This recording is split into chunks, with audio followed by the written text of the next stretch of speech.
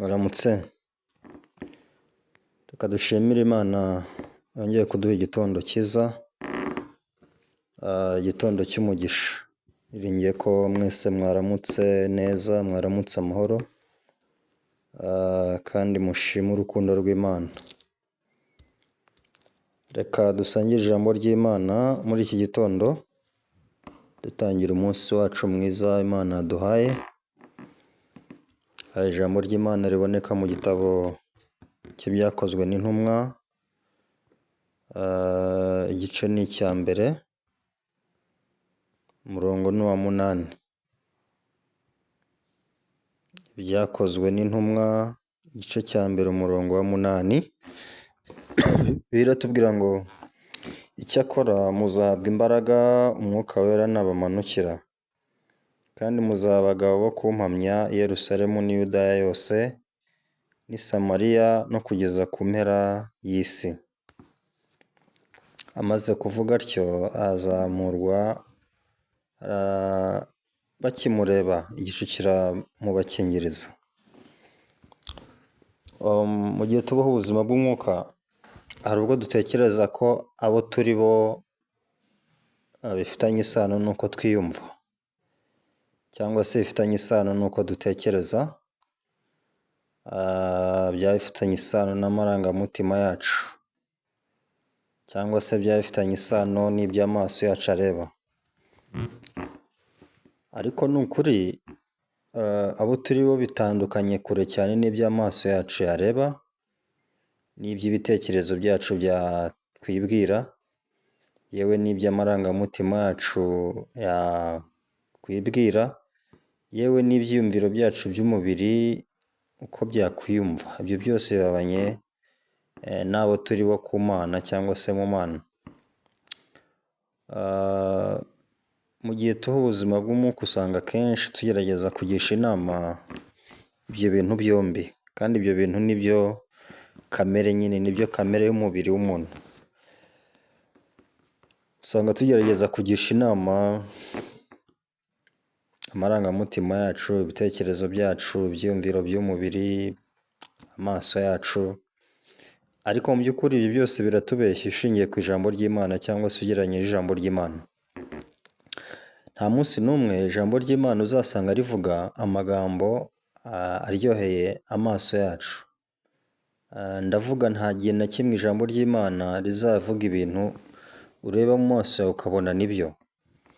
Ijambo ry'Imana rizavuga, ariko nubyitegereza ukabishunguza amaso yawe uzabona atari byo. Nicyo kimwe, nta gihe ijambo ry'Imana rizahuza n'amarangamutima yawe. Nta munsi n'umwe uzasanga ijambo ry'Imana ryahuje n'ibyiyumviro by'umubiri wawe. Nta n'umunsi n'umwe uzasanga ijambo ry'Imana rihuza n'ibitekerezo biri mu mutima wawe. Iteka ryose hari ibintu bihabanye cyane. Niyo mpamvu Bibiliya yabibonye neza, iravuga ngo umutima wa kamere ni umwanzi w'Imana. Umutima wa kamere buriya ngo ni umwanzi w'Imana. Imana yari ibizi, kuko Imana iratuzi neza. Yabonye ko umutima wa kamere w'umuntu ari umwanzi w'Imana, kuko ngo ntiwumvira amategeko y'Imana kandi ntushobora kubyumvira. Mu yandi magambo, ntiwumvira ijambo ry'Imana kandi ntushobora kuryumvira. Niba Imana ivuze ityo, ntabwo ibeshya. Nta munsi n'umwe umutima wa kamere uzahamanya n'ijambo ry'Imana, ahubwo umutima wa kamere igihe cyose, iteka ryose, uzahagurukira kurwanya ijambo ry'Imana. Niyo mpamvu rero ubuzima bw'umwuka budashoboka mu gihe turi kubaho tugisha inama amarangamutima yacu, ibitekerezo byacu n'amaso yacu n'ibindi. Ntabwo ubuzima bw'umwuka icyo gihe bwashoboka, kuko ubuzima bw'umwuka bubaho kure y'ibyo bintu gusa. Mu gihe tugiye kure y'ibyo bintu, nibwo ubuzima bw'umwuka bubasha kugenda neza nk'uko byanditswe mu ijambo ry'Imana. Ngira ngo wenda ibyo mvuga murabizi. Uyu munsi wa none, niba wemera ko uri umukiranutsi cyangwa se uri uwera imbere y'Imana, ntabwo amaso ashobora kubikwemerera. Ntabwo amaso ashobora kubikwemerera, nubwo amaso yaba areba neza cyane ntabwo ashobora kubikwemerera. Igihe cyose ushingiye ku byo amaso areba, ibitekerezo byawe bizakubwira ko ijambo ry'Imana riri kubeshya. Kuko ibyo amaso yawe azareba bizaba bitandukanye n'ibyo ijambo ry'Imana riguhamya. Kuko iyo ijambo ry'Imana riguhamya ko uri umukiranutsi, uri uwera, nta cyaha ufite, nta n'ikizinga, nta n'umunkanyari, amaso aritegereza, amara kwitegereza akavuga ati oya, nshingiye ku byo ndeba uri umunyabyaha, ndetse uri n'umunyabyaha cyane. Ati ese utaba umunyabyaha uyu munsi wa none ibyo wakoze ntubizi? Ese usubije amaso inyuma uko wagenze uyu munsi ntabwo ubizi? Ibitekerezo nabyo koko byasubiza inyuma bigasanga hari ibyo wakoze bitari byiza mu maso y'abantu. Hari ibyo wavuze bitari byiza, hari ibyo watekereje bitari byiza. Washingira kuri ibyo rero, kuri urwo rusobe rw'ibitekerezo n'iby'amaso yabonye n'amarangamutima ndetse n'ibyumviro by'umubiri, kuko ukaba wahamya ko utari umukiranutsi. Ariko niyo mpamvu Imana yavuze ko bitashoboka ko umuntu aba umukiranutsi bitabayeho kubwo kwizera. Bitabayeho kubwo kwizera nta muntu n'umwe ushobora guhamya ko ari umukiranutsi. Ese bihindutse kwizera gute? Cyangwa se kuba umukiranutsi kubwo kwizera ni gute? Kuba umukiranutsi kubwo kwizera ni ukudashingira ku byo amaso yawe areba, ahubwo ugashingira ku cyo ijambo ry'Imana rihamya icyo ari cyo. Mu gihe rero umutima wawe cyangwa se wagiye ku ruhande rw'ijambo ry'Imana, ukajya kure cyane y'ibyo amaso yawe areba, ugasuzugura amaso yawe ahubwo ukubaha ijambo ry'Imana mu mutima wawe, icyo gihe nibwo ushobora guhamya n'akanwa kawe ko uri umukiranutsi nubwo utabireba. Uri umukiranutsi kuko ijambo ry'Imana ariko ryavuze. Nigeze kumva ikibwirizwa cya Pastor Park umunsi umwe ubwo yabwirizaga abapasiteri muri CLF, yari yabahurije mu gihugu cyo muri Amerika. Hanyuma ageze imbere aravuga ngo njyewe ndi umukiranutsi, njyewe ndi uwera, njyewe nta cyaha ngira. Mu mitima y'abapasiteri havutsemo ibibazo byinshi cyane, bahagurukira kumubaza. Atangira kwakira ibi bibazo. Umupasiteri umwe amubaza ukuntu avuga ko atari umunyabyaha, kandi ijambo ry'Imana rivuga ngo wise umukiranutsi aba yise Imana inyabinyoma. Batangira kumubaza niba nta cyaha akora, ariko yabasubize mu ijambo rimwe arababwira ngo igituma mpamya ko ndi umukiranutsi, igituma mvuga ko nta cyaha mfite, igituma mvuga ko ndi uwera, ni uko Imana ariko imbwira, ni uko ijambo ry'Imana ariko rimpamya. Nta kindi nshingiraho, nshingira ku byo ijambo ry'Imana rivuga. Aho rero niho turumva neza kuba umukiranutsi bwo kwizera icyo bisobanuye. Mu yandi magambo, si uko amaso yawe abibona akabyemera, si uko amaso yawe ariko abibona, si uko ibyiyumviro byawe by'umubiri ariko biguhamiriza, si uko ibitekerezo byawe ariko biguhamiriza, ahubwo ni uko ariko ijambo ry'Imana rivuga. Aburahamu, Imana yamuhaye isezerano ko bazaba sekuruza w'amahanga menshi. Imuhaye isezerano ntabwo Aburahamu yahise abyara, abona urubyaro. Byaratinze, ko byamusabye imyaka 25 kugira ngo abone ibyo Imana yamusezeranije. Muri iyo myaka 25 yahuye n'ikibazo gikomeye, kuko uruvange rw'ibitekerezo by'uruvange rw'iby'amaso areba, uruvange rw'amarangamutima n'uruvange rw'ibyumviro by'umubiri bye byatumaga adashyikira icyo ijambo ry'Imana rimubwira. Ariko ikintu gishimishije ni uko hariho Bibiliya igera ikavuga ngo nubwo abonye umubiri we umaze kumera nk'upfuye, ko yaramaze kugera mu gihe cy'imyaka 100, ntabwo yashidikanyijwe no kwizera. Ntiyigeze ashidikanyishwa no kwizera, ahubwo yarahagurutse noneho atangira guhamya icyo ijambo ry'Imana rihavuga. Atangira guhamya ko ari sekuruza w'amahanga menshi. Atangira guhamya noneho ko ari Aburahamu. Aburahamu bisobanuye sekuruza w'amahanga menshi. Yari ashaje, Sara yari umukecuru rukukuri, ariko muri iyo myaka banejejwe cyane n'icyo ijambo ry'Imana rivuga. Imitima yabo yagiye ku ruhande rw'ijambo ry'Imana. Bagiye kure cyane ibyo amaso yabo areba. Bajya kure cyane ibyo ibitekerezo byabo bibabwira. Bajya kure cyane y'amarangamutima yabo, bajya kure cyane ibyiyumviro by'imibiri yabo. Bajya bugufi bw'ijambo ry'Imana. Hanyuma baratangira batura nk'uko ijambo ry'Imana ribaturira. Bivuze iki? Bivuze ngo Aburahamu yabaye sekuruza w'amahanga menshi kubwo kwizera. Si uko yari afitiye ubushobozi, si uko umubiri we bimwemereraga, reka da, si uko Sara umubiri we bimwemereraga, reka da. Ariko ikintu gitangaje muri iyo myaka 100, Imana yaje guha Aburahamu urubyaro. We na Sara barabyara n'ukuri. Ibi byabaye igitangaza. Ntabwo rero uyu mwana ari umwana usanzwe, ahubwo ni umwana wabayeho kubwo kwizera. Twasomye ijambo ry'Imana mu gitabo cyakozwe n'intumwa.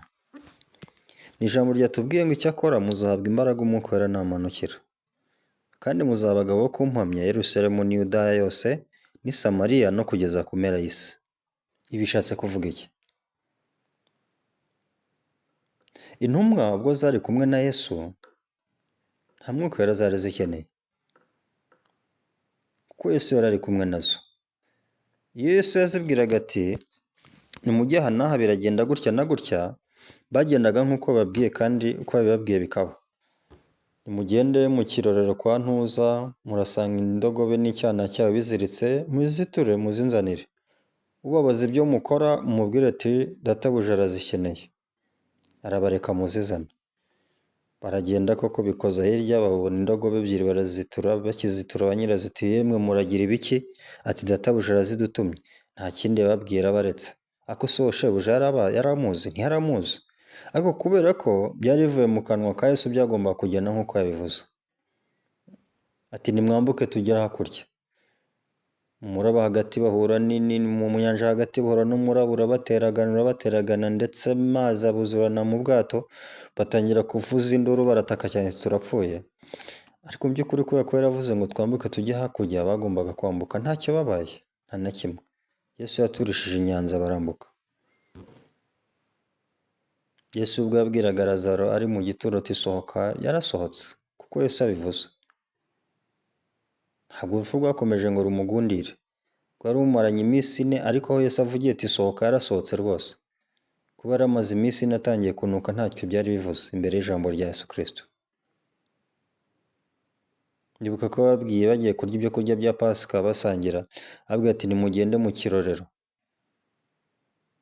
Umugabo muri buhure yikoreye ikibindi mumubwire uti ati rwose databuja ashaka icyumba ari busangire mwe bya Pasika n'intumwa ze. Ati ari bubahe icyumba cyo hejuru muri cyo mutegura. Uko niko byagenze, baragiye bahura n'uwo muntu yari yababwiye ikimenyetso cye, baramubwira ati databuja arashaka icyumba asangiramo ibyo kurya bya Pasika n'intumwa ze, abigishwa be. Uwo mugabo nta kindi yakoze, yaragiye barangira icyumba cyo hejuru y'inzu ye. Ntabwo uwo muntu yari yasezeranye na Yesu ngo nuhura n'abigishwa banjye bigende gutya na gutya, ariko mu by'ukuri kubera ko ari Yesu wari bivuze byagomba kugenda nk'uko yabibabwiye. Ni ibintu byinshi, ni byinshi twavuga. Ariko iki gihe cyari kigeze kugira ngo Yesu asubire mu ijuru. Iyo witegereje ukabona igihe Yesu yasubiraga mu ijuru, hagati yo gusubira mu ijuru no kugaruka k'Umwuka Wera nta kintu intumwa zigeze zikora. Kubera iki ntacyo zigeze zikora? Nta bubasha zari zifite, nta mbaraga zari zifite, kuko ari Yesu ari kumwe nazo bazikoreragamo ntawe uhari.